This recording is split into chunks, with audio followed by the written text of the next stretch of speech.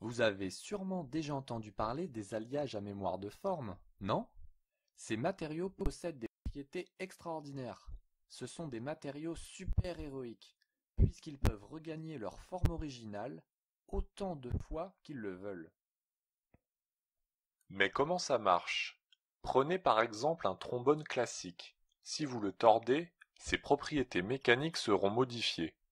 Prenez maintenant un trombone en nitinol et déformez-le. Il est possible de lui faire reprendre exactement sa forme de départ, simplement avec un apport de chaleur. Le nitinol est un alliage composé à moitié d'atomes de nickel et de titane, découvert en 1959. C'est un matériau biocompatible et est donc utilisé en médecine pour fabriquer par exemple des stents que l'on va venir introduire dans les veines ou artères du patient afin de dilater celles-ci grâce à la température du corps et ainsi permettre une meilleure circulation du sang. Quand on lui donne une certaine forme et qu'on va le chauffer au-dessus d'une certaine température, 500 degrés, puis qu'on va le refroidir rapidement, c'est ce qu'on appelle une trempe en métallurgie, il va conserver cette forme, la garder en mémoire.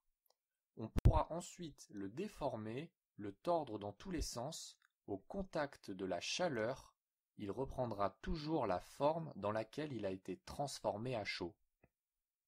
Le nitinol existe sous deux formes cristallographiques. La première forme est l'état austénitique, qui correspond à une structure cubique à haute température. À basse température, il passe à l'état martensitique, où la structure est modifiée et plus complexe. Ce phénomène est lié aux transitions de phase.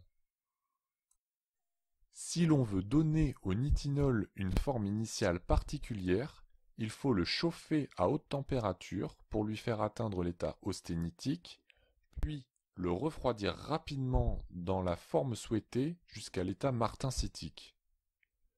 Une fois effectué, vous pourrez le déformer grâce à ses propriétés élastiques, le tordre, etc. Il reprendra toujours sa forme dès qu'on le mettra en contact avec une source de chaleur. Et tout ça grâce à un simple réarrangement des atomes qui vont tous bouger un petit peu dans la structure cristalline pour retrouver la structure initiale. Le nitinol est utilisé pour fabriquer par exemple des agrafes ou des appareils dentaires. Mais il existe d'autres compositions d'alliage à mémoire de forme utilisées en robotique, dans le secteur optique ou encore dans l'aérospatial. Les alliages à mémoire de forme ont d'incroyables propriétés qui ont permis de résoudre des problématiques spécifiques dans divers secteurs d'activité.